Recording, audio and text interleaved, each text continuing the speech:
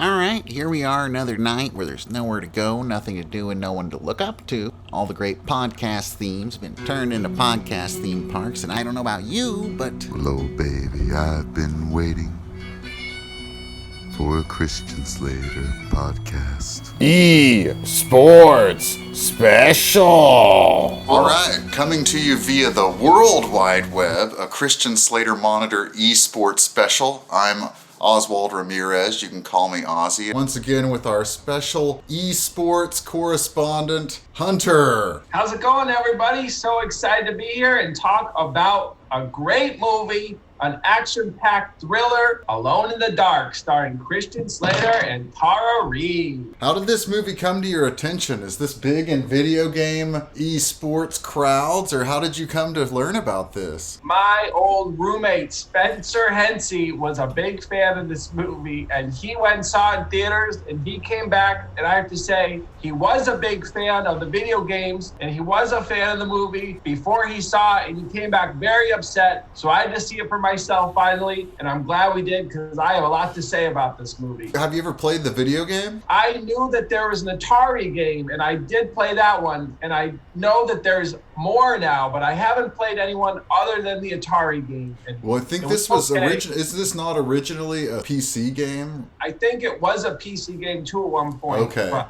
I don't know what happened after that because a lot of weird things happened in this movie, and I'm not sure if it was game related. But what I do know is that fans of the games were upset with the differences the movie did aside from the video game. So there was some controversy back in the day. Well, I think maybe more than any other movie, like video game movie I've seen, this one seems the most like a slam dunk. This could have been a good movie and they fucked it up out of all of them. Because if you just tell me, I guess the video games, the initial one at least, is about a private eye in the 1920s who goes to a haunted house. It's like that doesn't sound like a video game. That just sounds like a regular movie that you would go see. And if you tell me Christian Slater plays the private eye, I mean, that sounds like a good movie to me. That sounds like a movie I would love to see, but he played, I mean, I don't really know what he did in this. I guess he was a paranormal investigator was what he did in this movie. You know, some video game movies, it's like, okay, these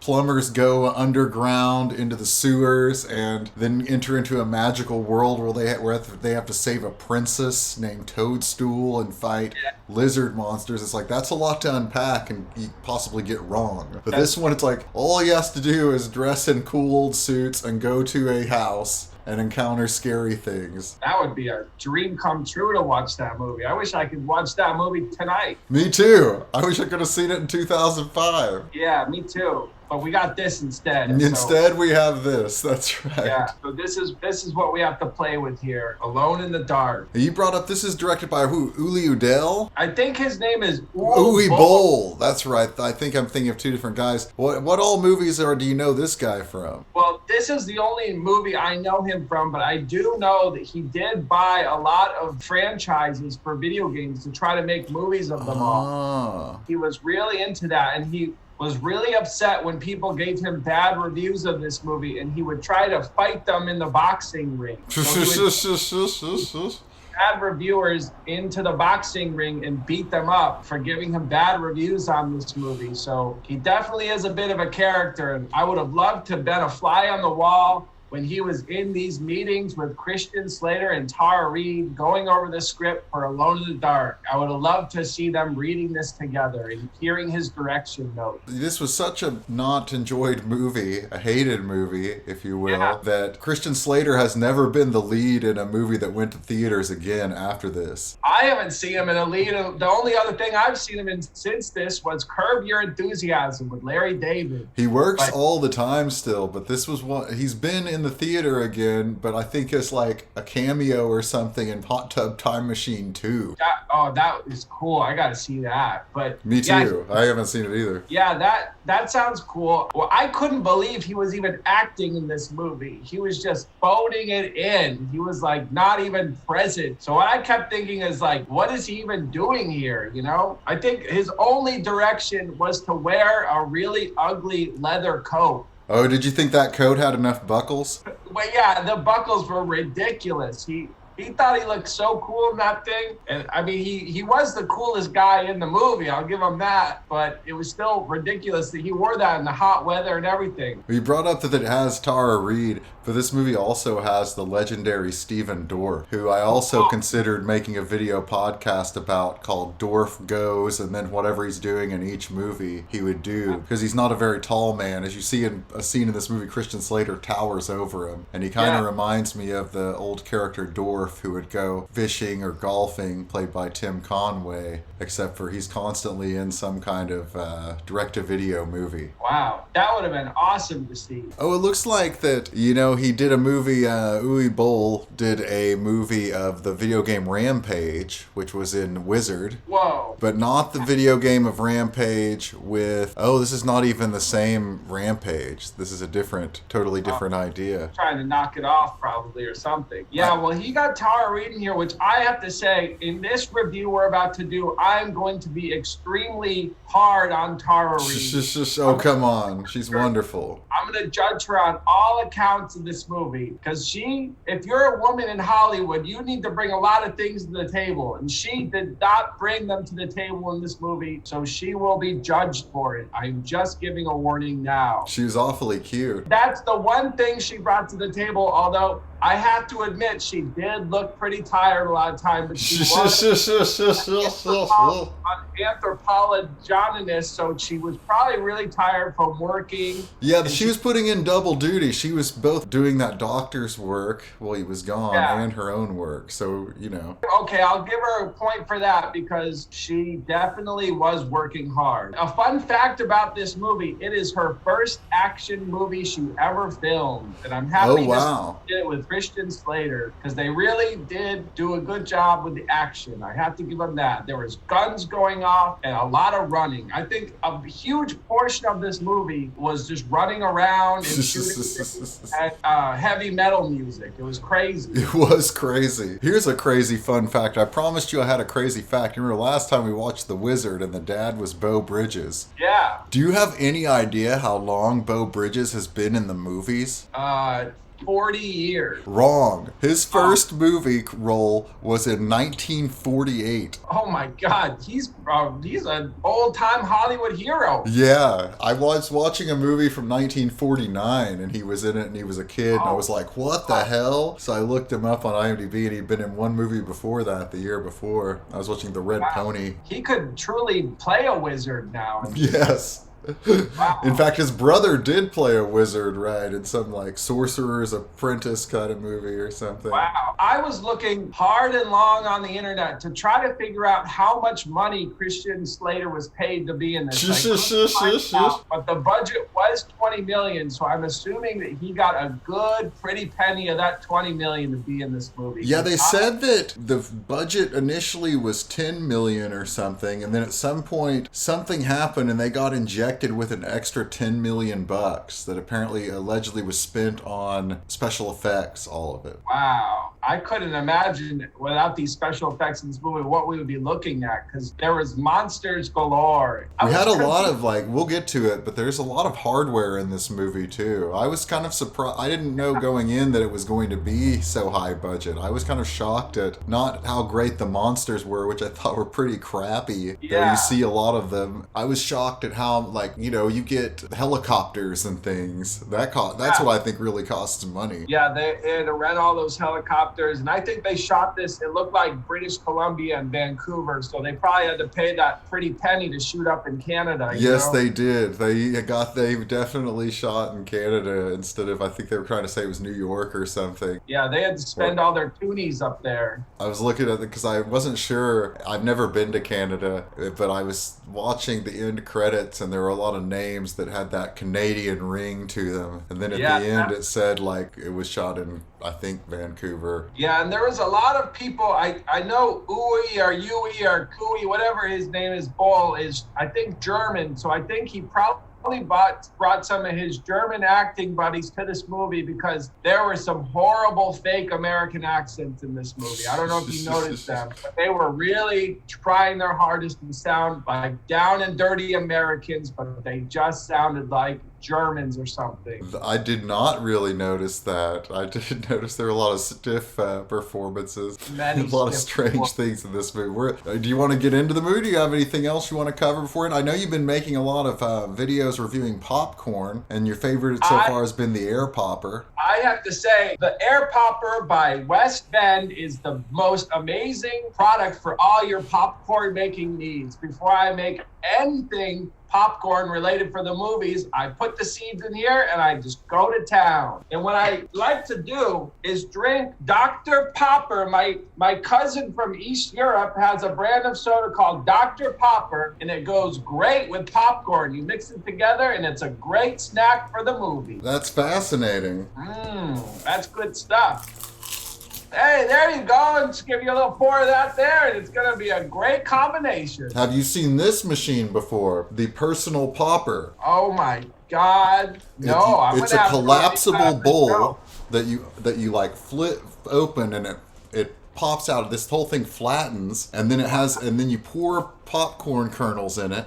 And the seasoning, you don't even need oil. Then it has this lid, and the lid really goes all the way down in here, and then you put it in your microwave, and the lid raises as it pops, and it doesn't have all of the additives and bad things for you that they put in microwavable popcorn. My aunt gave this to me for Christmas in 2020. Wow, that is really cool. My mom has been so rude to me about wanting a microwave, but I'm going to try to show her this and convince her that we need a microwave so we can try this product out, because that looks amazing. I did not have a microwave when I got this gift. I got a microwave just to use it. Wow. Yeah, I would have to be careful not to. I'd be so excited. I would probably put that thing in the oven to try it out, but I don't think I would probably end up having a serious problem. You probably would. I'm going to go to Goodwill and see if I can find a microwave in the morning, because I would love to try that product. Okay, so getting into the plot. Begin spoilers. We start with an opening crawl of text. It's a long one. It is quite long. 1967, mine workers discovered remnants of a Native American tribe called the Abkhani, who believed there was a world of light and a world of darkness. And we're about to enter into a world of darkness. Yeah. And there 10,000 years ago, they opened a gate between the two worlds, and something evil slipped through. And so I guess this is the world of light, I guess, not the world of darkness. Any world with Tara Reid in it is a world of light in my opinion. Yeah. In the world's most remote places, so not just in America, where Native America, there are these artifacts that speak of terrible creatures waiting for the day the gate can be opened again. And I guess, are they waiting to go home, these creatures, or are they waiting to welcome more people through? We don't know, I guess. Yeah, it's very confusing for how long that title crawl was. Yes, and then the government has a paranormal research agency bureau called Bureau 713, and that was established to delve into this Abkhani thing specifically. And so the government shut down the research of a scientist named Lionel Hudgens, and he built a lab in a gold mine and conducted experiments on orphaned children, trying to merge them with the creatures of darkness. And those creature children now exist as sleepers waiting for their moment to be called. Yeah. And so there are these OG creatures that are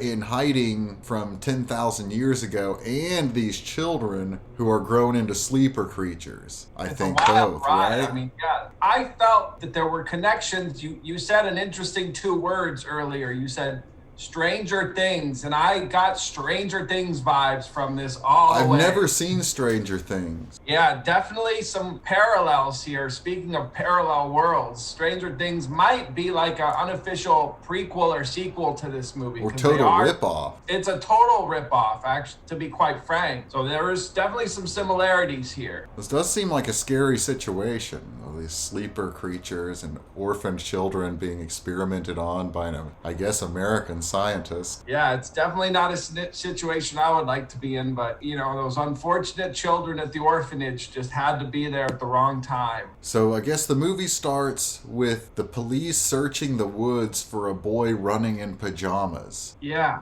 And this, I'm not exactly sure. I guess this is 22 years ago. Yeah, they didn't make that very clear because No. it didn't seem like it was like a past tense event, but it definitely was. Yeah, because we have Hudgens is rationalizing his work to an orphanage nun, and he's telling her that one kid has escaped his plan to mass make 20 kids just disappear. Yeah. And the running boy, I guess that was, he hides out at a generator. Yeah. Which that generator's a big deal in the movie. Yeah, definitely. And he has a reflection of a monster moving around in his eye. Yeah, that was creepy. I mean, talk about being scared in the dark. This was definitely creepy. And to be that age and be in that vulnerable stage and see that creature, I would definitely be afraid too. Was he looking at that monster in the dark, or was it inside his head? Yeah, it almost seemed metaphorical in a way. Yeah, I wasn't. Yeah, me too. I thought it might be metaphorical. I still think it might be. Yeah, like this was like a vision of the future or something like that. I think there was a couple things in this movie that they just did just to be scary or just to give you a spook or a freak out, So this could have been a thing. And so then this guy, he awakes on a plane from a nightmare. Christian Slater does. Yeah. And I guess he was that kid, but it's the present day now. But he awakes from a nightmare. Then next to him, he has an even bigger nightmare. Yeah, they got a little brat. Yeah, this little brat. How old do you think this kid was? I think he was probably like in real life like 13, but I think they wanted him to be like a 9-year-old. Yeah, I thought he was maybe like 30 or something. And yeah. He says, "Mommy says cheese gives you nightmares." Do you think that's true? So here's a fun fact about that. In 1992's The Muppet Christmas Carol, directed by Brian Henson, when Ebenezer Scrooge is woken up by Marley and Marley in the middle of the night, and he thinks he's having a nightmare, he says, "You might just be a bit of undigested cheese," or something like that. So I think that there is some folklore and maybe some truth behind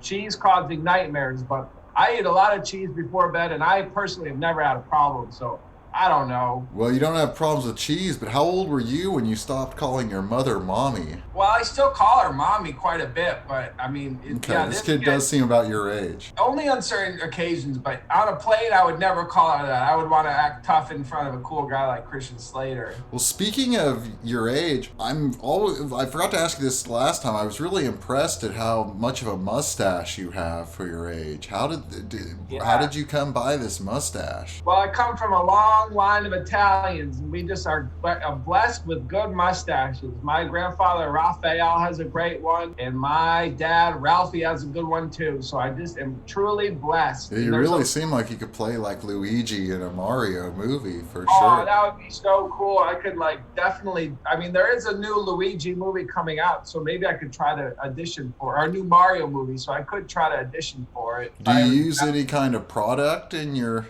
mustache at all? Well, the only product I've ever put in was I recently was asked if I could put some butter in it to see if it would help popcorn go down. And it did leave a nice, shiny finish afterwards in the hair. So I think I'll probably try that every once in a while just to see if it keeps it nice and moisturized. Well, it tastes pretty good, too. Yeah, it was amazing. Every piece of popcorn had the perfect amount of butter. Yeah, I'm like over 20 years older than you, well over, and I can't grow that good of a mustache. It's freaking... Yeah, you make me feel unmanned. Well, it's like William Hung said it best. It's all about perseverance. So I learned from William Hung many years ago. So Slater tells this boy he's right to be afraid of the dark. Yeah. And kid's name was Ryan Drescher, still is, and he was also on an episode of Dark Angel. Oh, cool. And I found out he was in a Disney TV sequel to the movie Phenomenon. Did you even know that existed? Oh, I'd never heard of that movie in my life, but it's good to hear that he's still working, especially after how mean Christian Slater was to him. I don't think these movies are very recent. Did you never see the original Phenomenon? Oh, never. With John Travolta? Oh, that's cool. I'm gonna have to check that out. I'm a big Travolta head myself. Yeah, John Travolta plays like a dumb guy that gets hit by lightning or aliens or something and becomes a super genius with magical powers. Cool. It sounds like Powder. It came out exactly at the same time. It came out like a few months after Powder. They were like competing movies that were exactly the same. That is cool. Wow, I'm definitely got to see that one now. I'm a big Powder head. And this is when he gets out of the taxi at the airport and they don't tell you what airport or what city. Yeah. And this is where we get a good look at that amazing coat. Buckle coat. And then he has a taxi driver who seemed to be more like an Uber driver than a taxi driver in the way he looks. Yeah, he was the prototype. That guy, if he's out there still somewhere, he is definitely driving Uber these days. And he was so pumped to talk to Christian Slater. Yeah, he wasn't like a greasy foreigner. No offense, Mr. Italian. No worry. And he didn't have crazy beads over his seats. And he was very hyped to talk to him, yeah. Yeah, he was all about just talk. He said the best part of the job is talking to the customer. And he's played by a guy named Brendan Fletcher. And this guy looked really familiar to me. And I looked into his IMDb, and it turns out he's like the creepy pedophile in the movie Tideland by Terry Gilliam from the same year. Also, he's coming soon in a TV series called Billy the Kid. But he's not Billy the Kid, he plays George Coe. He was also in The Revenant. But I think what I most recognized him from was he's the mean kid on the basketball team in the movie Air Bud. Oh, cool. Okay, that kind of rings a bell for me. Yeah, he does remind me of that kid. So he's had a nice little role. He wasn't just like an actual taxi driver they found. An actually good, hard-working actor there. Yeah, I saw him and I was like, this guy's face, I knew him from somewhere. Did you know Air Bud had 12 sequels? Yeah, there's a lot of those movies. My little brother and sister love to just watch those on repeat. They got them on the iPod all day long, just watching Air Bud do his magic tricks. It's quite the litter. Yeah, a lot of movies for Air Bud. I would like a new Air Bud movie. I hope they make one soon. And they're followed in this taxi by this shaved-headed taxi driver who has no passenger. Yeah, he's just doing his thing, following him. Yeah, do you think like he stole someone's taxi, or he was just like his normal job is as a taxi driver and this is finally his day where he just gets to chase somebody with this car? It was there's no explanation as to, it just goes from 0 to 60, not to be confused with Gone in 60 Seconds, but it just went crazy and all of a sudden we're just engulfed in action with Christian Slater and this taxi driver. Yeah, we find out here his name is Edward Carnby, Christian Slater's. Yeah. And he's got some rock. Yeah. And he tells the guy, the taxi driver, that he's a paranormal investigator. And he knows this cab is following them. And he tells the cab driver to lose the other cab. And we got a big car chase. Huge car chase. And the Brendan Fletcher's cab is way crappier than the one the one chasing them. He's got like a rip in his passenger seat. Yeah, it was definitely disheveled. And this action scene is going to be a really good precedent for things to happen in the rest of the movie, because the action came out of nowhere and it doesn't really stop for a while. This is a pretty long action scene. It really is. They spent some money on this, it felt like. Yeah. But I thought that his taxi probably smells of weed instead of the stereotypical immigrant BO. Yeah, definitely weed and maybe like a little bit of Funyun in there too. Yes. Some snack food. Yes, but maybe not sweets because the guy's skinny. Something salty. Yeah, the taxi driver almost reminded me of someone who like would have went to Brooks or something. Yeah, yeah. He's gonna drive you to the snowboarding. Yeah, absolutely.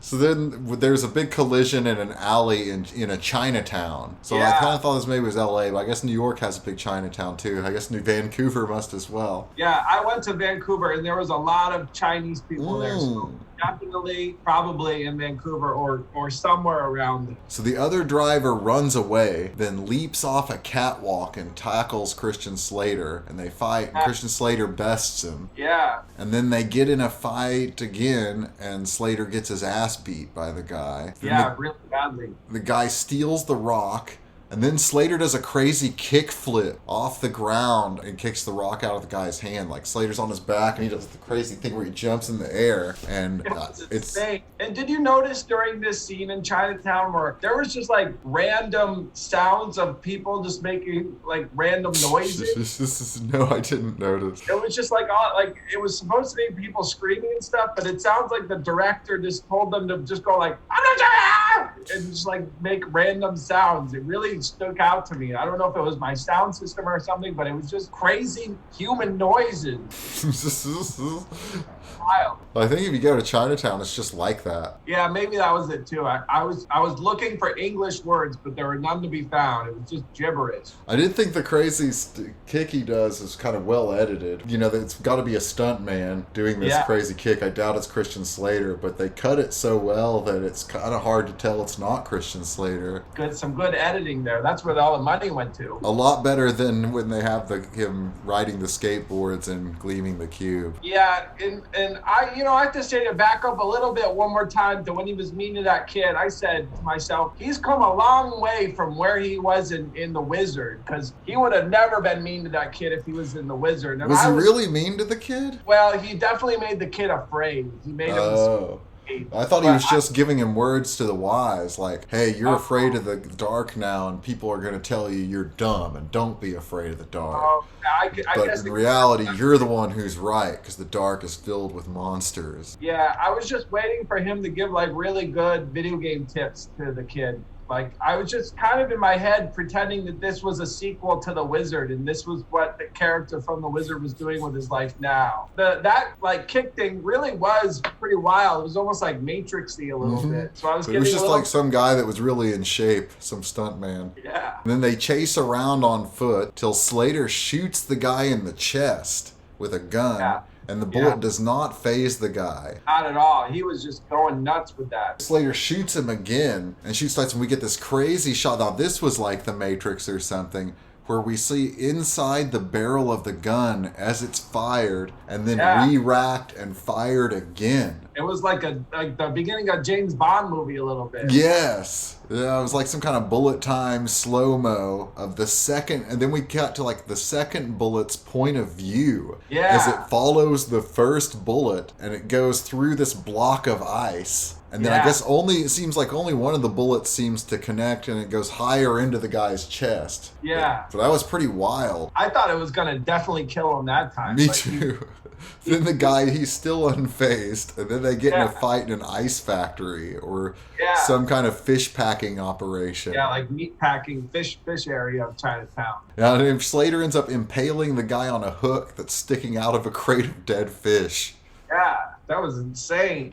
Was the hook going to be not in that crate eventually, or was it going to be further? I don't know how that crate was even going to close with that hook in it. I know. Then we cut from this to a museum, and this is where we meet Tara Reid as a curator. For the whole movie, I was saying, where is she? Where is she? Finally, there she was, in all her glory. And it's daytime, and she's like out among the exhibits, and she receives a package that's meant for Dr. Hudgens, and it's from Dr. Hudgens. Yeah, she gets a little talking to about opening that package. She sure does. She knows it's from, it's something related to the Abkhani people, and then the delivery guy's like, what is that? And the museum guard explains the culture of the Abkhani to the delivery man.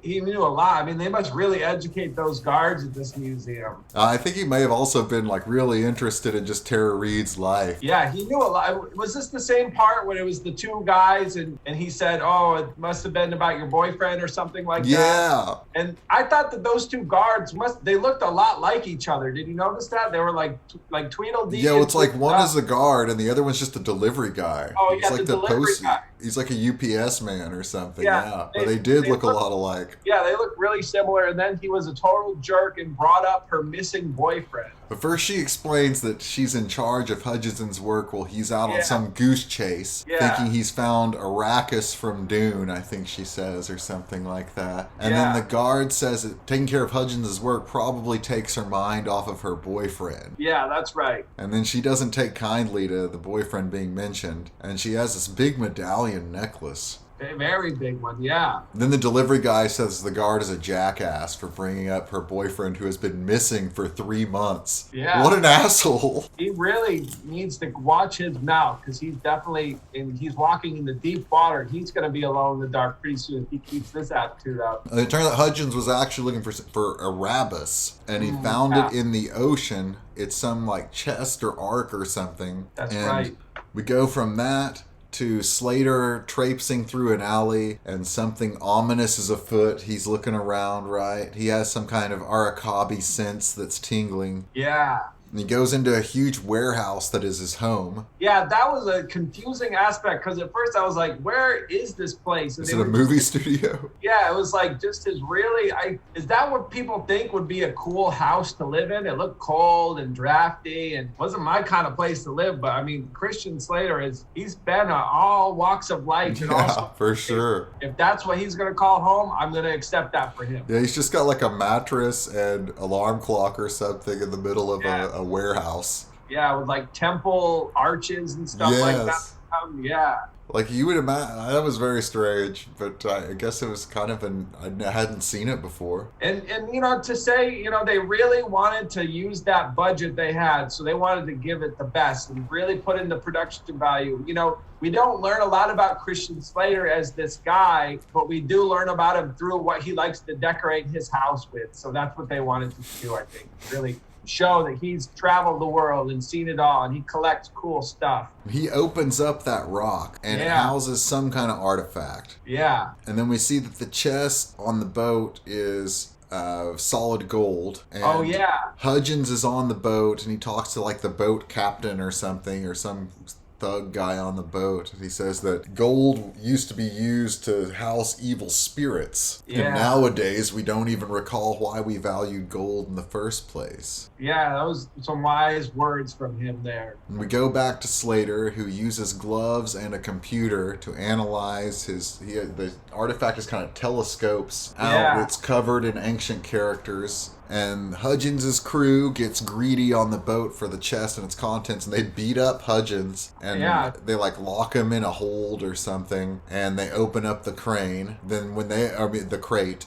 And when they open up the crate, Christian Slater gets a migraine. Yeah, he gets a bad one. And then we see in the night in a house, like a lady sleeper, or a guy awakes in bed with his wife, and he's like one of these sleepers that they told us about in the opening credits. And he just leaves his home. And then another lady, she awakes doing her dishes. So I guess she's doing her dishes at the same time as the other guy's asleep. She does her dishes late. Yeah, they all just start getting possessed, and it's like zombie town all of a sudden. Yeah, they don't even shut the water off or close the door behind them. They just leave. Yeah, they turn into like very scary zombie people, and they're all going, seems like, to the same location. They're all trying to gather. Yeah, and Slater's artifact is glowing, and another guy is working in a video store. I thought at first he was just looking for a movie, like to rent The Wizard on VHS. That'd be cool. But then he leaves, and I think the way the people looked when he left, I got the feeling he was the employee. Yeah, he was. I got that feeling too, and I said to myself, "Did you notice the girl holding the big thing of ginger ale? Who goes to a movie store and gets 2 liters of ginger ale?" Every once in a while, you go to the video store and you're like, "Oh yeah, I wouldn't mind some snacks." Yeah, my mom said maybe she had a really bad tummy ache, so she needed some ginger ale.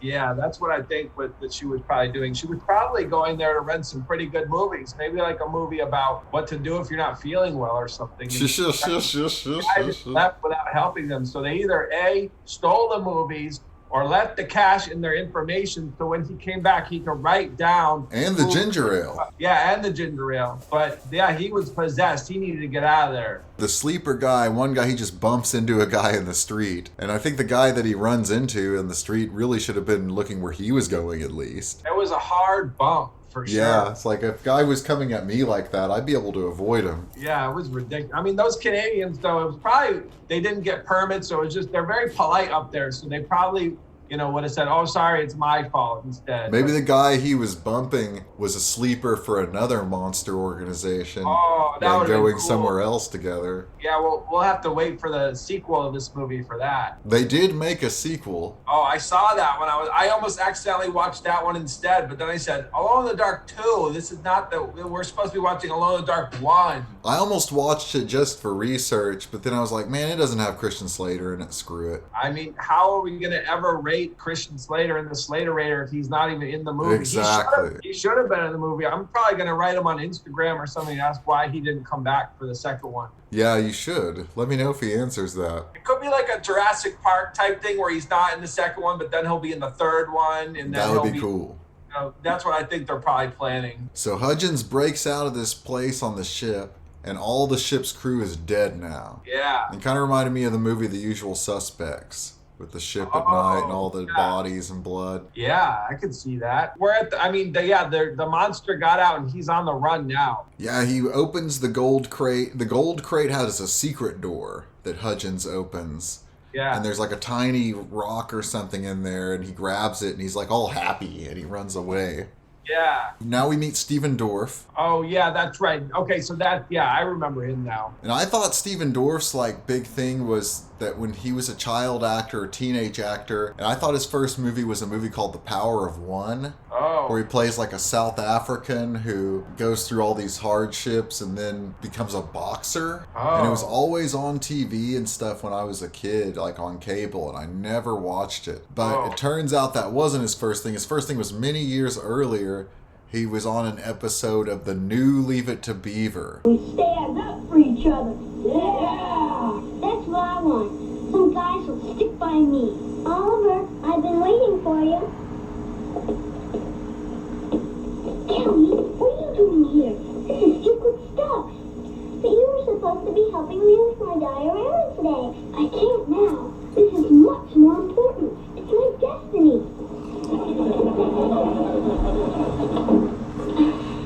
All right, throw your hands up. You are cloudy amateur. I can be tough if I'm pushed. All right, we'll let you in. But first you gotta think the secret oath. But if it's a secret, how will I know what to say? Falcon, I think we better throw this one back in the pond. Yeah. All right, you're in, kid.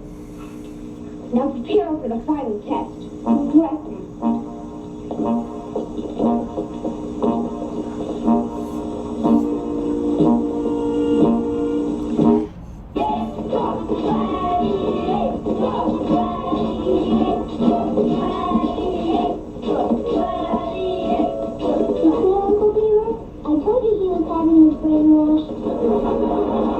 Oh my! I gotta watch. I'm a big Leave It to Beaver fan. I didn't even know they made a new series of that. Not only did they make a new Leave It to Beaver, it ran for over 100 episodes. Wow, that's a pretty good run. I'm gonna have to definitely check that out. They brought back all of the cast of the original Leave It to Beaver on it, except for the dad, Ward. The guy that played Ward Cleaver died. Oh, rest in peace, Ward Cleaver. But it had the mom, it had the Beeve, it had Wally. It had, not only did it have Eddie Haskell, but it had Eddie Haskell's real son playing Eddie Haskell's son on it. Do you ever, that's pretty amazing. Yeah. Now, do you ever in LA, you ever drive by that, on the freeway, you see the Haskell Boulevard or whatever and think Oh, yeah. I think I thought of him every time I drove by that road. I love Eddie Haskell. Yeah, he's my kind of guy in that movie. And I also love his son on the Leave It to Beaver. Oh, I'm going to have to check that out. The new Leave It to Beaver, rather. Yeah. Oh, yeah.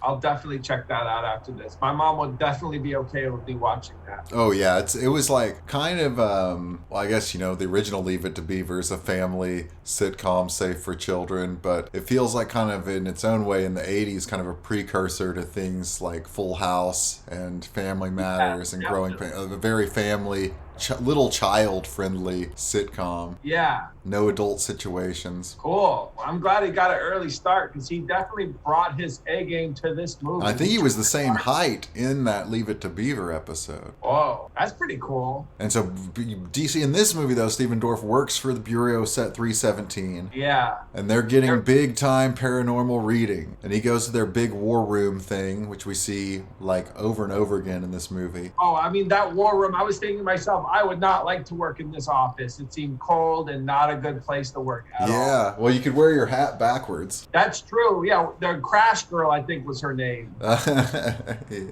Yeah, they have these two we see repeatedly. One's a lady, and she wears her black SWAT hat or whatever, her Bureau 317 ball cap backwards. Yeah, she was tough. He's worried at what they have on their Jumbotron. Hudgens yells at Reed on the phone next for opening the crate that was delivered to the museum. Yeah. So she gets in trouble twice for opening up his mail or something, right? She thought she was in charge, and she got the old what how by him for sure. Then we flash back to Christian Slater as a little boy at the orphanage. Yeah. And the nun is looking at all the sleeping kids. Yeah. And then he awakes nowadays with his flip phone beeping. Yeah, I used to have that same phone. It was pretty cool. And a lady calls him about her husband John leaving in the middle of the night. And I guess he's remained friends with a bunch of the other orphans. Yeah, it seemed like they had like a little network going on. Even though he ran away. Yeah, that's a good point. Yeah, how did he remember? I mean, they didn't have MySpace or anything back then to be able to communicate. They must have been pen pals or something. Yeah, and it's like he ran away from the orphanage. Yeah, yet weird. he found out where it like kept track with all these kids. Yeah, this is some bad writing right here. They need to explain that a little better.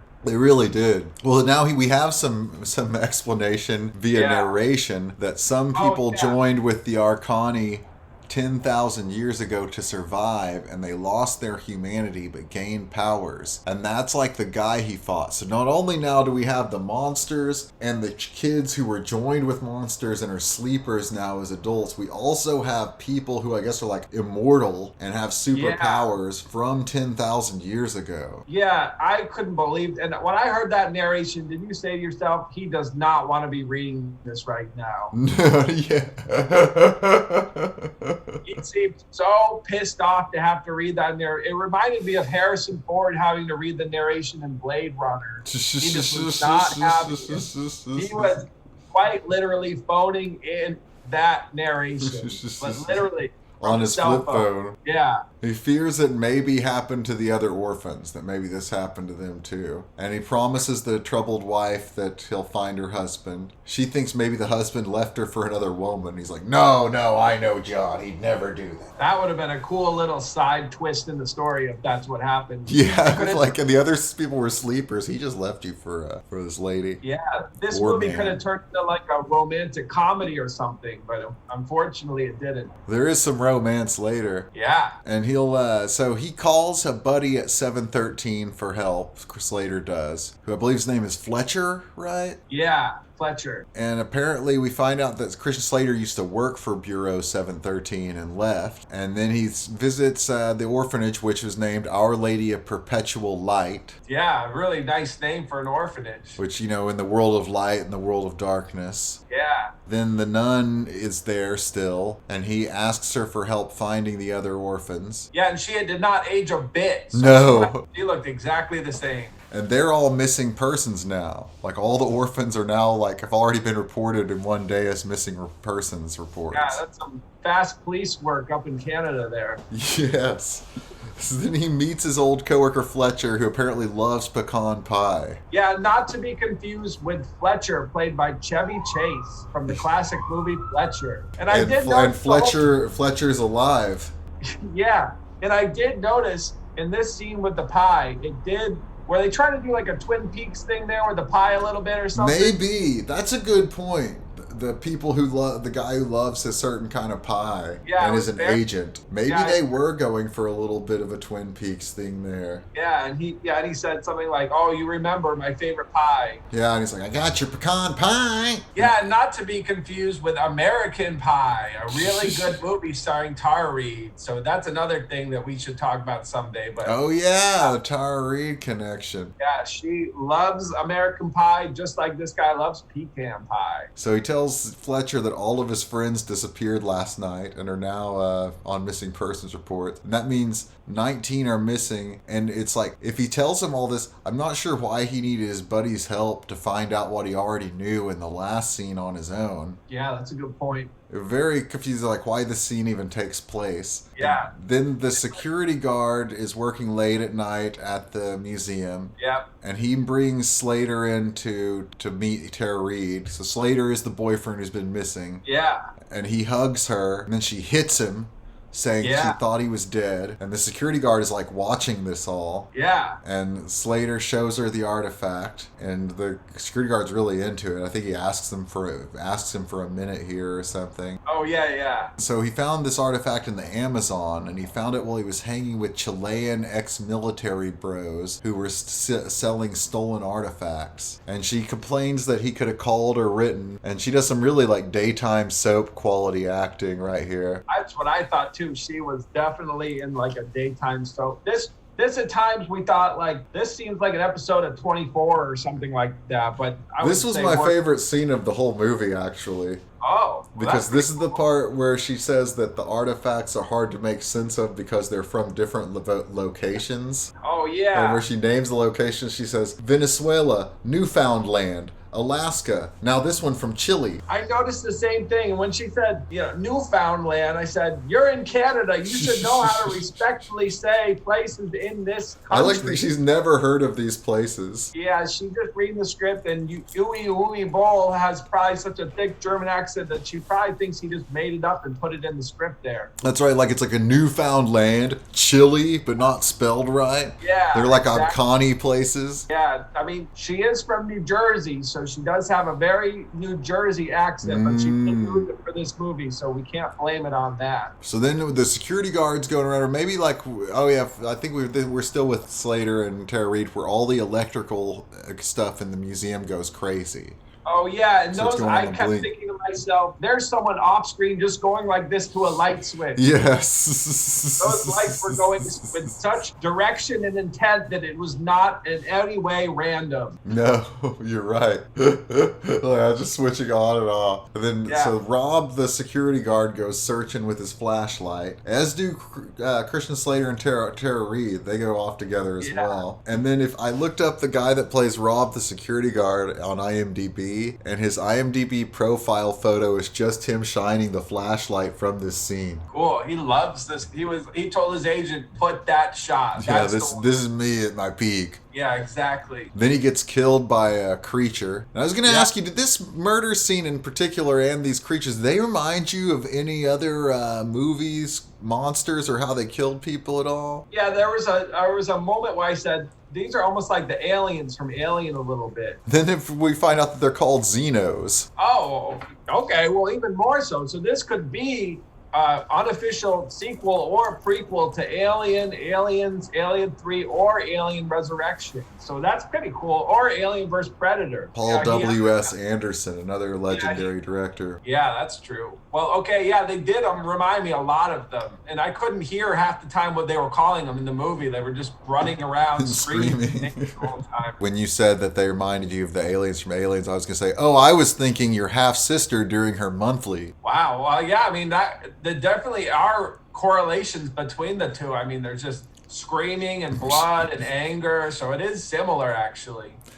So Tara Reid, when they go by, they see Rob's gruesome demise, like his death, and she is very nonplussed by this. Like, she's just like, She's used to it. She's traveled the world, and she's an anthropologist, and she's really good at this kind of stuff. So she's ready for anything. She and Slater, they hear the monster and they hide, and he has this big pistol brandished. And I have to say something about this. This is the dumbest looking gun I've ever seen in my life. There's just something about it that's so lame, and I couldn't put my finger on it. But it just was such a dumb looking. Why would he choose this gun out of any other choice he could have for a weapon? Good point. It wasn't as big as the gun in the movie Dolan's Cadillac either. But that gun was supposed to be especially huge. Yeah, to make up for the character Wes Bentley played small manhood. He wanted his gun maybe to match his stupid jacket or something, but it was just, I would have had a cooler gun and like automatic. You would have held a little more bullets than just a revolver there. Yeah. That's what he wanted, so that's what Christian Slater gets. And they hole up in some room, and the creature tries to tear through the door to get to them. And at this point, the paranormal SWAT team crashes in through the skylights, and they start shooting machine guns at like a semi-solid Xeno. Yeah. And then we get a real helicopter flying above, and Stephen Dorff comes into the museum and tells us that the scanners are clear, and he has beef with Christian Slater being there. Yeah, and he tells Christian Slater he's soft. Yeah, there was definitely tension between those two, and there was almost a little sexual tension I felt at times. Maybe. Between them. I thought to myself, and I said this to my mom who was watching it to me, do you think at any time those two maybe hooked up? Stephen Dorff kind of has a reputation of being a dick, and that has kind of maybe hurt his career or something. And I've met Stephen Dorff a few times briefly, and he does seem like an incredible dick. Oh, whoa. I've also met Tara Reid a few times. Oh, you almost have done a whole Alone in the Dark reunion. Yes. And she, like, when I saw her, like, she would be, like, very, very, very not sober. Oh, yeah. She just loved... In the review for this movie I read, that it said, Tara Reid has been as busy making movies as she has been partying. That was the first thing about when she was making this movie. So she definitely loves to party and she loves to act. Well, I would see her, it was kind of sad. Like, she'd be really trashed a lot of times, and her legs were like as skinny as toothpicks. I did notice she had some interesting legs in this movie. I don't know if you noticed that, but I think it was a combination of the low-cut jeans of the time, and then just they were shooting her for such weird angles that her legs really stuck out to me. I think they stuck out to me in real life. Oh, okay. So that's just who she is as an individual human and an actor. But I also thought she was hot. And she's really nice in spite of, well, not in spite of, but aside from being not very sober, she is very nice. She's a very attractive woman, and I have to say, when I saw her face on the cover of this for the Tubi, I watched this on Tubi.com. Oh. I thought to myself, wow, we're going to be getting some sweet, sweet slice of American pie when we watch this movie. Well, did you read that, like, apparently that in the version you watched, was there a big sex scene? Unfortunately, no, and I did read that it was cut out of this movie, and there is a director's cut in Germany, I think, that does fit in there. See, I read the same thing, but I didn't see that it was in Germany. I got a version of this movie not off of Tubi, or it was also on IMDb TV, I think. I found a different version of the movie and was very disappointed to find out that it did not include the sex scene. Yeah, it was a blessing and a curse at the same time, because I do get kind of uncomfortable. My mom doesn't let me watch rated R movies without her, so she watches with me. And I said to myself, if there are sexy times in this movie, I'm gonna have to pretend like I have to go to the bathroom or something and leave. But at the same time, I would have loved to have seen Christian Slater and Tara Reid do some sexual things together. And then I started wondering, do you think on this movie set, they knew this movie was going to suck, so they just like went and hooked up in their trailer when they weren't filming? Why not? I think that there was definitely some off-screen romance between these two. I don't know if that's been in the newspaper or anything, but I think that there definitely was something going on. I certainly hope so. Yeah. This is probably as close as we get to sex in the movie. You're right, between Dorff and Slater here, where Dorff tells Slater what's going on is none of his business. And then Christian Slater attacks him, and they have to be pulled apart. Yeah. But in that brief moment, Christian Slater stole Stephen Dorff's employee ID card. Yeah, he was so swift about that, they didn't even show him do it. No. The audience when he splashed that thing to us. So Dorff then gives Tara Reid permission to go get her stuff out of her office before she gets evacuated. Yeah. And then he shares a knowing nod with a female SWAT team member to like follow her or something, or watch her. This female paranormal SWAT team member gets shown a lot in the coming scenes. Then Slater's buddy Fletcher autopsies a monster corpse while Slater's there, after he's used, I guess, the ID card to sneak into the office. And he tells Slater that it's John Pinkerton, who was a paranormal agent and went MIA 20 years ago. Whoa, yeah, that's right. And so then something there is fused to his spinal cord. Oh, yeah, I had to close my eyes so many times. That was disgusting. It looks like a millipede or something. Or a spinal cord. I thought it was his spinal cord, but it seemed like it was something else. It was very confusing because it was right where your spinal cord would be. And it looked like a spinal cord, kind of, It looked exactly like one. It was very strange. But apparently it's something of Connie monstery. Yeah. And then like the paranormal signal reader picks up readings off of Slater as well. Then Dr. Hudgens emerges from shadows in the museum and talks to Tara Reid. And he sees readings from Christian Slater's artifact find on her computer. And he wants to look at the artifact himself, and that's when the SWAT lady steps in out of the shadows. Yeah. And he tells Reid here he did not find Arrakis, which he did. Yeah, he was definitely lying to her. And then it turns out Slater has an incomplete symbiosis in his spinal cord. Yeah, and it can possibly be removed, but that might paralyze him. Yeah, we're getting some serious dilemmas here with what he should do with his personal. And he just says he's going to keep it in there. Yeah, he's down to keep it in there. He's like, looks dead. Yeah. And then the paranormal reader never picks up any. I was like, the paranormal reader, when he worked there, in the department, it never picked up any readings off of him. Yeah. But he's had this thing in his spine the whole time. Maybe he was hiding it from them or something. I don't know. Then Hudgens has a monster in a prison. Yeah, that's right. And then he injects himself with something. Yeah, he wanted to be like, he was trying to get some superpowers or something from them. Oh, I was thinking about this, that if you think about this guy, the director's name is Hugh Boll. Yeah. But Hughes and Bowles both contribute to make fine fabrics. Oh, interesting. I wonder if they comes from a line of fabric makers in his family. Like you got the U, for your wool, and your cotton bowls. Whoa, that's almost poetic in a way. His mother must have been really creative. I mean, that way makes sense that he comes from a creative family, because look at these movies he's making. I was thinking this bowl is more of a weevil. I could see that too. He definitely is. I mean, he loves those little weevil wormy kind of creatures. True. So he's putting them in movies. This is where we do find out that the creatures are called Xenos, and that they're known to be vulnerable to elements 76 to 79. That's right. Osmium, iridium, platinum, and gold. Those are my mom's favorite things to wear around the house. And they negate their ability to disrupt electricity. And that's right. Flashlights work around them because being closer to your power source makes it harder for them to affect the power. Yeah, that's right. So that's why they were able to have flashlights, even though everything was flipping on and off. And they give Christian Slater now bullets that are coated in photon-accelerated luminescent resin. That's cool. Okay, now his gun is getting real cool. That will cut right through the beasts. And also they give him a super flashlight that will annoy the beasts. Yeah, it's definitely, we're getting to a place where we're getting to understand these creatures more. Is this right when they start talking about what they don't like too? Is this where they start saying that they don't like sunshine or light? Yes. And this is also where the Fletcher just lets him take whatever he wants from the department. He just, he had free reign in that place. Yeah, he's like, hey, I don't need my job here. Steal whatever you need. Yeah.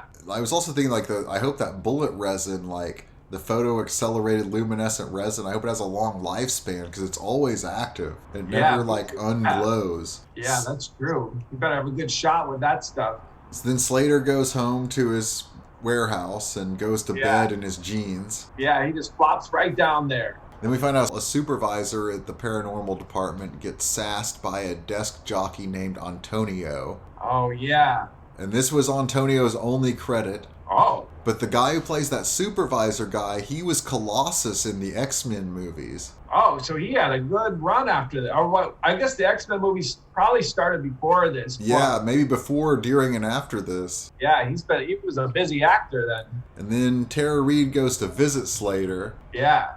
And I guess that there was a song that played during their love scene that I'm guessing in this part. Yeah, this would have been the perfect opportunity for them to make Whoopi together. They're home alone in the dark and they can do their adult actions together, but we were robbed of this scene. True. There was a song called 7 Seconds. Oh, that's not a good song for Christian Slater. He can go longer than 7 seconds. So that's a weird one. Maybe he was trying to say something about him, but it should have been at least 17 or 20 seconds or so. I got to figure out what this song's about. It was made by Yusu Nadur and Nana Cherry. This is the problem with these foreign directors, is they're always trying to get their buddies to get their songs and stuff. If you're going to make a movie in North America, use North American actors and songs. So I'm thinking Nana Cherry is probably one of that Cherry family that had a bunch of musicians in it, right? Okay. Eagle Eye Cherry. Oh, yeah. That would have been better to have Eagle Eye Cherry do that song. That would have been great. But I'm thinking that it's with a crazy, maybe friend of the director or something. I don't know. Yusu Nadur. Yeah, that sounds like some German or some Dutch kind of Euro trash. Yeah. Then Fletcher's at home with his wife Sarah, who's making dinner while he reads files, more or less in the dark. Yeah. She's just making dinner in the dark. Yeah, and then she like leaves or something, right? So something happens. Or no, she's like killed. She gets killed by Hudgens. Yeah, and I was so, that guy must have been so pissed off because the dinner was not done when she died. No. Well, he gets something to eat anyway because Hudgens drops a spine monster down Fletcher's throat. That's right, yeah. Which I guess is going to tear through his trachea and then fuse to his spine. Wouldn't be fun to have to experience that. Yeah, because it's like, I don't know how you get otherwise it from just dropping it down his mouth to being fused to his spine. Anyway, Slater and Reed, and I'm guessing this would be post-coital, they assemble the artifacts into a puzzle and examine them on a computer screen, and Christian Slater looks funny. He's eating something, and they pinpoint the location of something in their area. Then the lights get all Xeno-y. Yeah. And he grabs his big pistol, and his missing buddy John attacks him. That's right. He comes out and attacks him. And the actor who plays his missing buddy John has now been dead for 7 years. Do you think it was related to this movie? Shoot, I hope not, but I wouldn't rule it out. Yeah, that would have been, at least he's immortalized in this movie.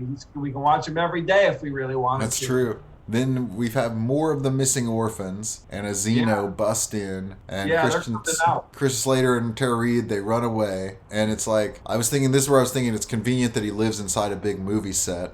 Yeah, that's true. And he grabs a machine gun and fires, I guess, the light bullets at a Xeno, but they look like normal bullets when they're fired. Yeah. The only thing I noticed about the bullets is they're always going in the wrong, like I saw one bullet go in the complete opposite direction from where it was supposed to shoot. So these things might have like special powers, but I don't know how they work. They were definitely going all over the place. They really were. Yeah. Some of these shootouts, it's just insane. There's no way to follow what's going on at all. Yeah, did you notice this whole movie had this sort of like strobe effect to it? Like when they spin around, there wasn't smoothness. It was almost like a music video or something. Like they had strobe lights on. Yes. The fight scenes were crazy. Like they were just like, just fire until a lot of bullets going. We'll figure out later who was firing at who and where they were. Yeah, and I think probably that extra $10 million probably went to fix a lot of those problems in post. They had to fix all these bullets because they were going the wrong directions and everything. Or just add crazy. More bullets. Yeah, exactly. Yeah. And so Slater kills his friend John, and Reed asks how many more orphans, and Slater's like, there were 20 of us, so I guess that means there are 18 left. And then the lights go out, and then this is where we get like, this is a crazy part where we get the heavy metal music. And I was so confused. I thought to myself, are we watching like a Slipknot music video now or something? And it's just like darkness and Christian Slater and Tara Reid firing guns for a long time. This was a majority of the rest of the movie is this. And I wrote down a special note for this, which at right around this point, the guy says, "This is maddening. It doesn't make any sense."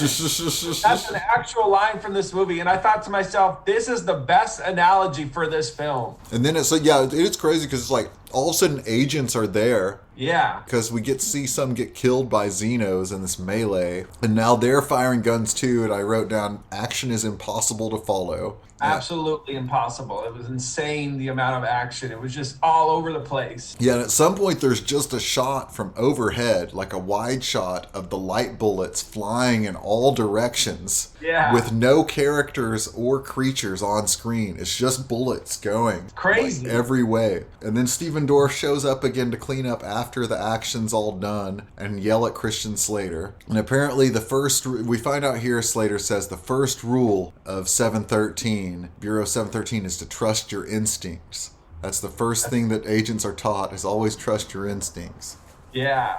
Which it's pretty good advice, but I don't know if it's working out all the time for him in this movie. He did kill his friend, but he did also know that his friend was a zombie, so it did work out in the end. But and he trusted his instinct that he was not cheating on his wife. That's true. So, yeah, he's a smart man. I mean, this is Christian Slater here. And we get more monster orphans attacking, and Slater saves Dwarf from one that doesn't look very menacing. Yeah. And this is where we get some really hilarious zombie orphan makeup. There was lots of it, and it's like I felt like I was at Not Scary Farm or something like that. Like walk through rides where the guys come after you. Yeah, definitely. zombie. It looked like a high school play or something. Yeah, it definitely had that feel. And then the lady agent who nodded at Dorf earlier and a dude, they creep around with guns alone in the dark, and they get attacked by orphans. Yeah. Yeah, the orphans' campy crappiness really was cracking me up in this scene. Yeah, it was pretty ridiculous. There's one that is on a catwalk, and then he jumps down all crazy on them, and he was really fruity. Yeah, it's wild and crazy. And Stephen Dorff tells Slater that Fletcher and Hudgens are missing. Yeah, that's right. I was thinking they're missing from good movies, that's for sure. Yeah, I mean, this is what we get with these guys these days. And then our three heroes, they ride in a real helicopter and land. Yeah. It's like they probably had to pay a lot for that shot of them landing in a helicopter. Yeah. And getting out of it. And they get out at Hudgens' old lab. That's right. And an Agent Turner, a character, works on that generator that saved Christian Slater from being a sleeper thing. Yeah. And this generator that won't work and they need to work becomes a huge part of the movie. Yeah. Just where they just keep cutting to it and being like, is that generator on yet? And he's like, almost. And it looked so cheesy, this thing. It looked like film school prop. Yeah. It didn't look like it'd be very hard to get going or matter that much. Like they could have just flown in their own generator. Yeah. So they're getting unprecedented paranormal readings around this place. And Slater finds a crazy mine tunnel to the gold mine. Yeah, and he tells them that they need to go into this mine shaft. And I thought maybe this was a hybrid movie of two video games, Alone in the Dark and Minecraft. That would have been a great crossover. And there's still time for this. So, if Christian Slater's willing and you Bull's willing, I think the time is right for that crossover. Oh, yeah, the Minecraft movie. That would be great. Catch it while it's hot in 2022. Yeah, exactly. Yeah. They set up a heavily armed perimeter around the lab. And there are lots of arms and hardware. Did you read that the SWAT gear was like paintball gear? It looked very much like paintball gear. I was thinking that myself. It did not look menacing or that it would protect you from anything. Have you ever been paintballing? Yeah, we used to go paintballing all the time. It was fun, but the whole thing about paintballing is whoever has the most expensive gun is always going to win. Because I just had this little one where you'd have to cock it every time, and the other people had automatic ones. That's what it seems like. Yeah, it's just really who pays the most for the equipment. Will be better. Because then you got to pay for more balls too. Yeah, and there would always be that jerk that would freeze a couple of the paintballs and throw them into the regular. But you'd get hit with a frozen one, and it would just really hurt compared to the rest. I've never been paintballing. I would like to go, but I'd like a chance to have as good of a gun as the other people. Yeah, I bet in Oxnard or Palmdale or something, there's some great paintballing leagues. There probably are. I remember I used to work in Ventura with a guy that was always talking about going paintballing with people from his church or something. That's cool. Yeah, that seems like a good place for that. People at my church don't really seem like paintballers. Yeah, it's a hard thing to get into. It definitely takes a certain kind of person, and you could be the one that makes the paintball church thing really explode. You just have to plant that seed, and you never know who might want to come with you. I feel like every dude at my church is a professor at Pepperdine University. Oh yeah, I bet you there's some really good. Maybe there's the Pepperdine Paintball League. There probably is. They're probably really good. Yeah, they're really good. Okay, so then we get, they really need to get that generator on. And then there's a lot of atmosphere in this mine tunnel. And then when they finally get the generator on, and then in the tunnel there are all these dead ends. And Slater's like, there's got to be something else here. And he finds Arcady characters around in the mine. Then a guy finds more on the ground, and then he falls into a hole and is impaled on spikes and dies. Oh yeah, that was gruesome. And then Hudgens stands still in the woods, in a creepy stance, in a trance or something. Yeah. And all these Xenos rush toward the compound, through the woods. And there are a lot of them. They probably spent some money on this shot. That was like some Lord of the Rings, the Battle of Two Armies kind of shot with thousands of them. There were a lot. Yeah. And then Fletcher attacks the generator agent and kills him, and then shuts off the generator. Yeah. So now the agents are collectively alone in the dark. Yeah. And some helicopters take off as the Xenos attack, and then they all open fire on the Xenos. Now the Xenos look a lot bigger than they did in the woods. Yeah, they're getting bigger and stronger. And they go, so Slater and Reed and Dorf and some more agents, like a couple more SWAT people, I feel like, go down into the mine. Yeah. And Reed loses her footing when they're climbing down, and it almost slips and falls, and Christian Slater saves her. And then there's like a booby-trapped boulder that's like comes from above. Yeah, we're getting into like National Treasure / Indiana Jones type stuff here. Oh yeah, there's a definite like Indiana Jones, the Mummy. Yeah. I didn't see National Treasure, but very much vibe coming here. Yeah. It comes crashing down on them, but they roll away from the opening in time before it hits them. Yeah. And then there's the lady agent, the SWAT agent lady or something, and she's broken her leg. Yeah. Or something. And then the battle really is raging outside, lots more shooting, and the helicopters are firing on the monsters as well. Yeah, it's getting really heated up here. And Slater demands after he demands they go down, he says he doesn't think they're supposed to be there when he sees all these skulls. He's like, oh, we're not supposed to be here. Yeah, he's trusting his instinct here. And she reads a warning written in Arcadi that says, once you make it down here, or alive, if you make it down here alive, you're already dead.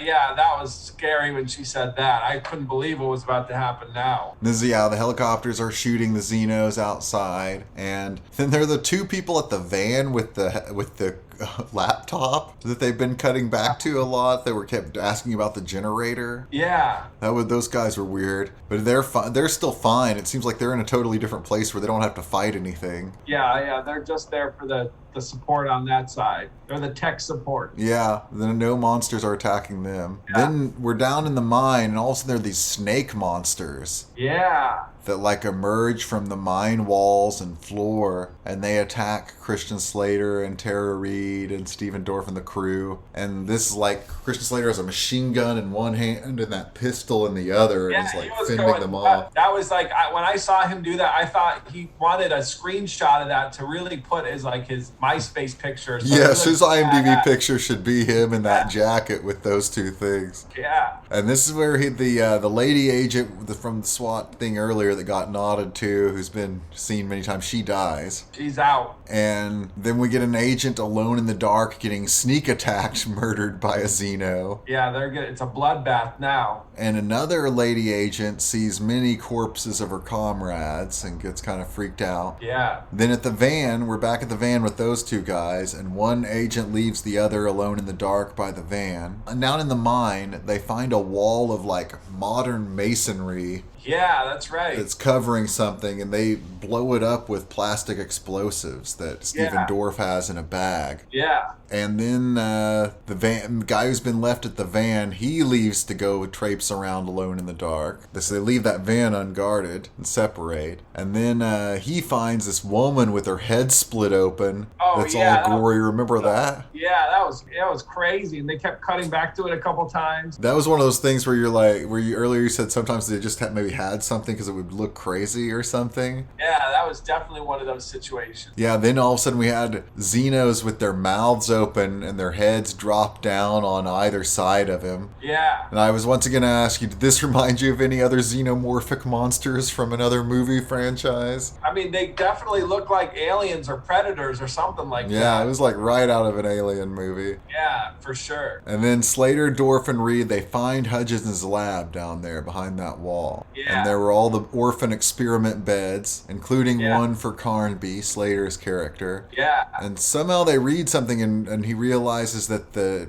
Bureau 213 or whatever, 317, they bankrolled the whole experiment. Yeah. And that's a very like post-Nixon blaxploitation movie ending or something where you find out the government itself was behind the experiment that you're now fighting, and this really pisses Stephen Dorff off. Yeah. Now they find this other crazy wall that they open that's covered with characters, and Slater's artifact thing that he has is a key to it, and then they debate opening it, but he can't help himself. And then Hudgens blows the last extra agent that's hanging out with them's brains out and holds them all at gunpoint. He comes in out of nowhere. And then he tells Christian Slater if he hadn't escaped Bureau 713, they never would have shut down his experiment and cut off his funding. And he demands the key, and he threatens to kill Tara Reid if they don't give him the key. Yeah. And he tells her she's a fine archaeologist. I thought he's half right. Yeah, that's true. She says he tells them they only have half the key. And he puts it all together and opens the door. And then Stephen Dorff kills him. Yeah. And then, the door opens and it's kind of like a parallel universe or something now, or like a big cave or something. Yeah. It's this big opening thing. So Slater was going to open the door. Then they told Hudgens not to open the door. And then when the door actually opens, they all just go through it immediately. Yeah. They're like, they just walk in there and it opens, into like a vast empty cave just filled with Xenos running around in it. Yeah. They've been alone in the dark down there a little too long, and they're ready to come out and rumble. And then they run out of there like Slater and Dorff and Reed, and Slater closes the outer wall door of the two doors. And then they go back out into the mine, and Slater thinks he finds a way out of the mine, and Dorff tries to blow the mine closed behind them, and he says the detonator won't work, but he didn't place any explosives before he tried to detonate them, so I don't know why he thought the detonator would work in the first place there. Yeah, that's kind of weird. And then the Xenos have reached the Paranormal Command Center somehow, wherever that was. Like the office with the Jumbotron and shit. Yeah, like they're in there now, and they attack those people working in there, or they're just around. And Stephen Dorff tells Christian Slater and Tara Reid to run out of the mine. He's going to stay behind. And they're like, don't do it. And he's like, I got to do it. And then he runs back into the dark alone. Yeah. Then he goes into he goes back into the huge layer of all the World of Darkness area with all the Xenos, and he's just blasting away with the machine gun. He does not have enough bullets for all those. No, but he does have explosives. That's true, yeah. And he takes out explosives and sets the timer in the lab. And then he runs inside the layer once again for safety or something. Yeah, did you notice that every time there was a timer in this movie, it looks like they were setting it to like 8 or 5 seconds. And I think it was supposed to be minutes, but it was did not look like minutes at all. And the timers looked really crazy too. Yeah. Like not professional or something. Yeah, definitely. And then it's daylight now when Slater and Tara Reid emerge from a storm cellar. And then there's a huge explosion up through the storm cellar. And we see Stephen Dorff coughing on the ground somewhere, right? Or something? I think, after the explosion. Oh, in the lair, I guess. Yeah. And then Slater tells Reid he doesn't believe it. It turns out the tunnel opens at the orphanage. There was a big twist at the end there. Yep, it's right at the orphanage all along. Right? He said something like, they've been right underneath us all along. And then they go inside the orphanage for some reason, I guess to see if Sister Claire is safe. But she's committed suicide inside. Yeah. And I don't know why they thought that was a nice place at all, because she has not changed the beds inside since he was a child. She's kept it exactly the same. Yeah, and she's done something really right, because she's preserved her body and face just like she has the orphanage. So I looked this lady up. Her name is Karen Konoval, and she was both on the 90s X-Files show and the redo of the X-Files that they did more recently. Whoa. And she was on the X-Files spin-off Millennium. Whoa. And she was on a show called Max Glick in 1991, which I'm guessing is a precursor to Jiminy Glick. Oh, I love Jiminy Glick. Me too. Cool. That'd be awesome. And she's currently on the show Snowpiercer. Oh, okay. So she's a veteran in the field of movie and entertainment. And sci-fi. Yeah, she's definitely in the sci-fi realm. That's cool. Good for her. So then we have this crazy thing where Vancouver, or the city, was evacuated at 8:45 a.m. Yeah, and I have to say something. They once again have a great police force, because how did they evacuate millions of people that soon? They did a great job with it. It was very crazy. Yeah, except for one cat is still there. Cat, definitely. And then they go into the command center, and all the chairs have been toppled over in the empty command center. And then now Tara Reid and Christian Slater just have their run of an abandoned city. It's just them. And they're the only people, and Slater narrates that the gate is closed, but there's a price for bringing darkness into the light. And it kind of sounded like he thought everyone was dead but them, because he doesn't know it was evacuated. Yeah, it definitely seemed like everyone was dead. There was not even a whistle or a whisper of anyone around. And the end shot of this movie was really a crazy one. Yeah, they're out on the street, and we just hear a Xeno, and then they get their spidey senses, and then they look behind them, and something's rushing up from behind them, it seems like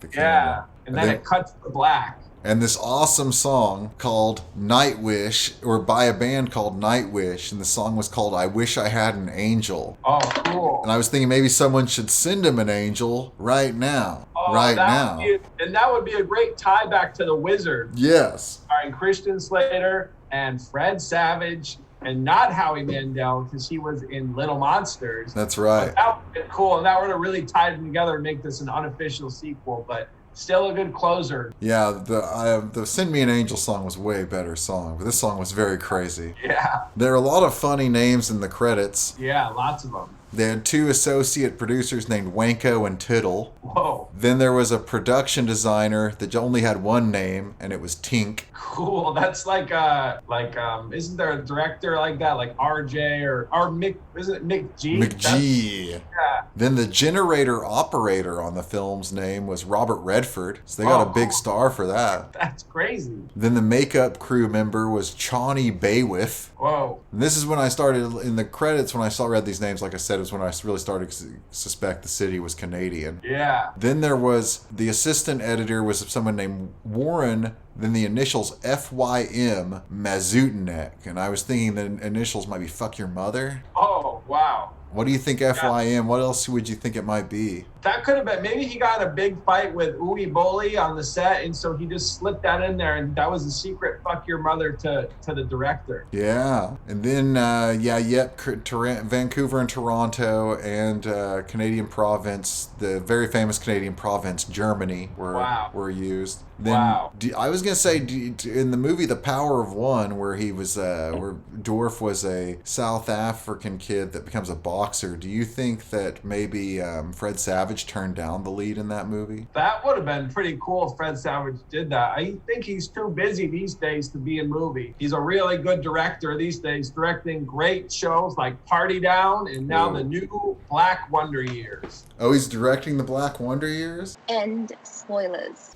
Yeah. Wow. It's nice to see white directors getting work. He's doing some great stuff. And I saw a great Instagram story with Fred Savage where he was taking his dog on a road trip, and I loved it. So he's busy. Power of One movie co-starred Army Mueller-Stahl, who I think most would remember for playing Coach Bella in the Carrie Strug movie that exists in my fantasy. Whoa, that's pretty cool. So they have been doing some cool stuff then. Oh, yeah. This movie is produced by a guy named Harold, that is like spelled Herold, and then the game was made by something called Infogrames. Oh, those are weird spellings. That's weird. Yeah, you would think it would be Info Games. Oh, and this was a scary movie, and it did end up giving me a nightmare. My mom had a horrible nightmare after watching this too, and she had a nightmare that she said she was ready to be dead, and I thought, well, maybe she was ready to be dead after watching this horrible movie. Well, my dream, I was working at an old job that I had, and Christian Slater and Tara Reid showed up at the office. Cool. And Slater wanted to discuss something, but he kept getting distracted. Whoa. And apparently I was wearing a Christian Slater Monitor t-shirt. That's cool. And my boss asked me about the t-shirt and then got mad when I explained it. And he said he wouldn't tell my bosses, but I'd better take all the episodes of Christian Slater Monitor off YouTube or I'd be fired. Oh my God. But Tara Reid really thought the idea was funny. And she and Christian Slater and I got to talking about the show, and he refused to come on the show and said it sounded pretty shitty. Whoa. And I kept asking why they thought why they'd come to the office and what he wanted to talk about, but he wouldn't say. And he just said he had a massive headache, and then he wandered away. And I was talking to Tara Reid, and Tara Reid told me they'd been doing a bunch of drugs together. I don't know if this sounds like it could have been real life. Yeah. Then Christian Slater walked back over, and Tara Reid was like cuddling with me. Ooh, and he seemed only like mildly perturbed by the fact that we were cuddling. Throughout the dream, when he was around, I'd remember movies we did episodes of, and I'd mention them. But he only perked up when I mentioned the movie The Contender. Like he was like, "Oh, The Contender." That's cool. He never would tell why he was there, and I began to suspect that it was just because he was drugged out and that he didn't even know himself. He couldn't remember why he'd come. Whoa. He just had some crazy idea on drugs and was like, I'm going to go there and talk about it. And then he couldn't. But then finally, everybody got rounded into a massive lecture hall where a children's symphony was finishing playing. And we were sitting in this crowd. And I was like, oh, now we'll finally learn what this is all about. But then as a preamble to telling us what it was about, Broadway actors appeared throughout the crowd as holographs. Whoa. And they made like dumb jokes. And there was some lady, like coworker lady by me,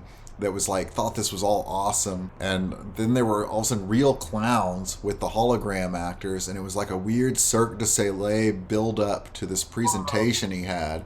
And then I woke up. I never found out why he was there. That is an amazing. I would love to see a movie of this dream. But I did find out that we need to make Christian Slater monitor t-shirts. Yeah, that I think is the best moral of the dream. Is I would love to wear one of those when we discuss beautiful, action-packed, and family-friendly Christian Slater films. Absolutely. I don't know what they would be. Well, that's where you're going to have another dream to discuss what the shirts are going to be then. Do you have any more thoughts on this particular movie, Alone in the Dark? I thought the whole time, what am I watching and what is going on? It started out like it seemed like it was going to be just a bad but kind of normal movie. And then it just turned into like a sequence of action scenes.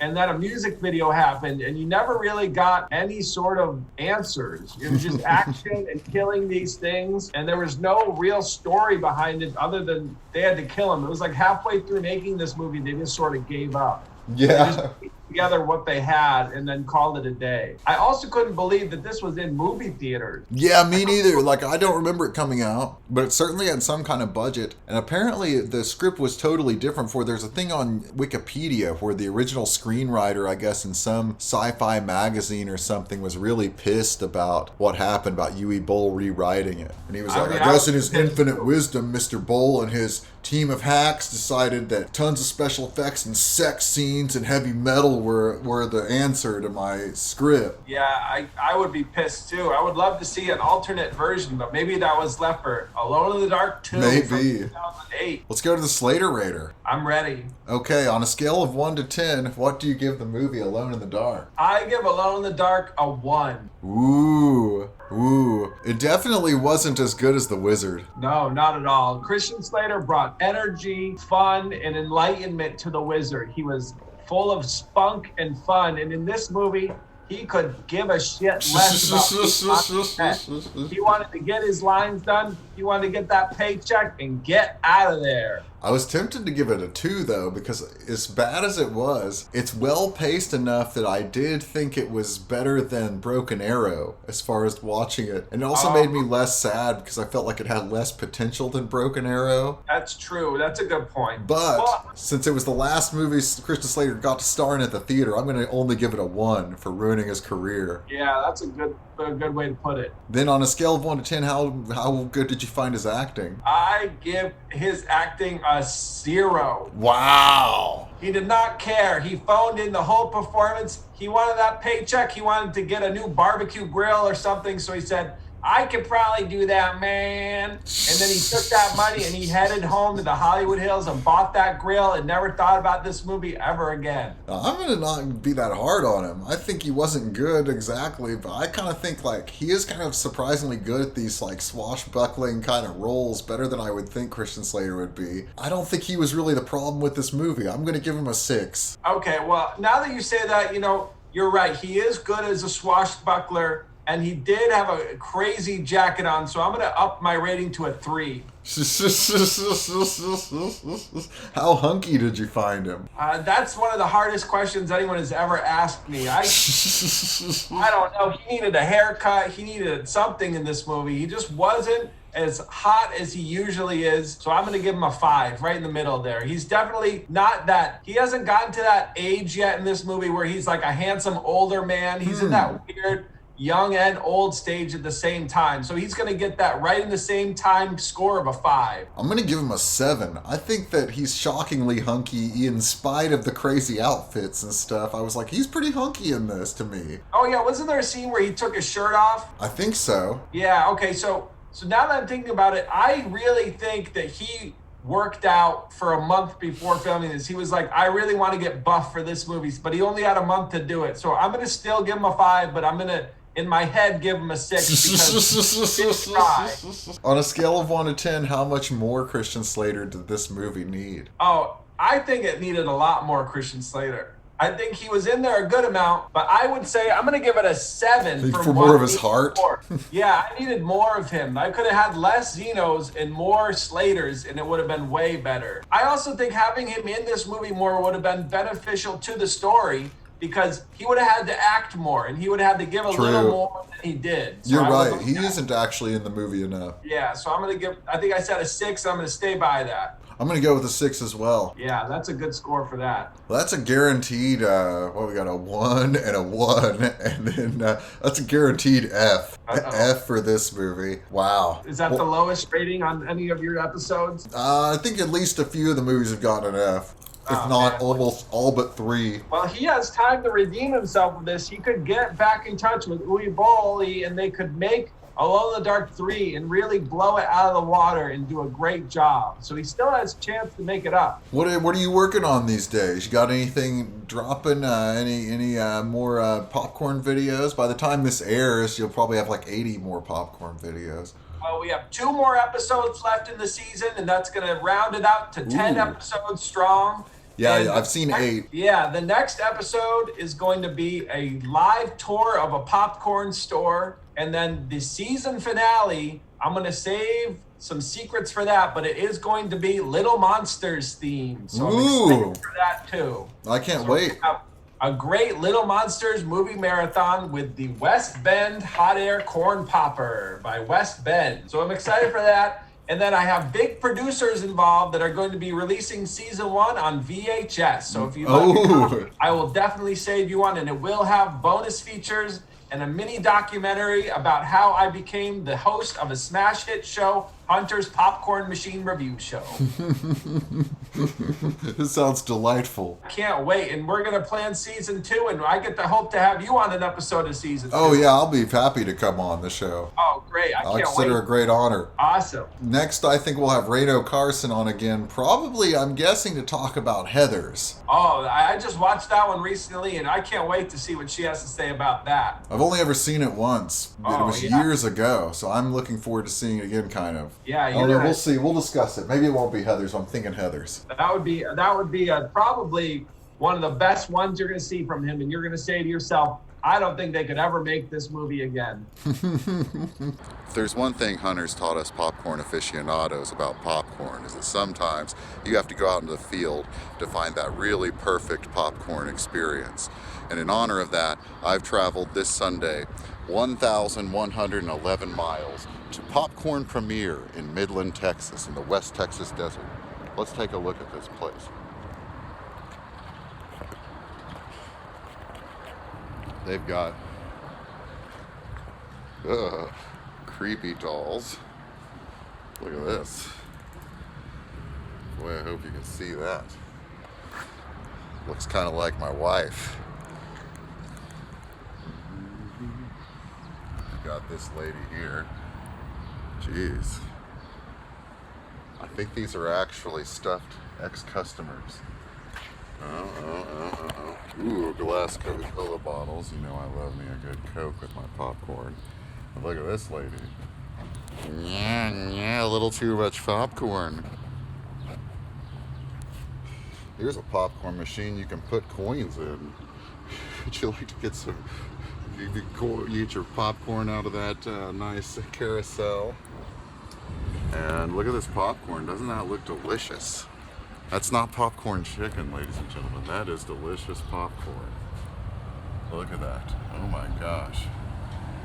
Oh my gosh. And just to prove we're in Midland, Texas, we can see Texas A&M, some kind of Texas college, maybe Texas Tech Red Raiders or something, I don't know. Then Texas Longhorns. Then Alabama. This is popcorn buckets for your popcorning needs. And we can see prices. Here's some more of that delicious, delicious looking popcorn. Oh my gosh. What a treat that would be for you and yours any day of the week, but especially here on Sunday afternoon. And now for our feature presentation, let's go in to Popcorn Operation. Hours of operation. Looks like we may not be allowed to enter the caramel corn zone. The hours of operation, Monday to Friday, 10 a.m. to 5:30 p.m. Saturday. Closed Sunday. That's not going to be good for us, is it? Well, back to Hollywood, where maybe we can find out things about Children of the Corn, which Hunter and I certainly are. I bid you a beautiful day from Midland, Texas. Back to Hollywood.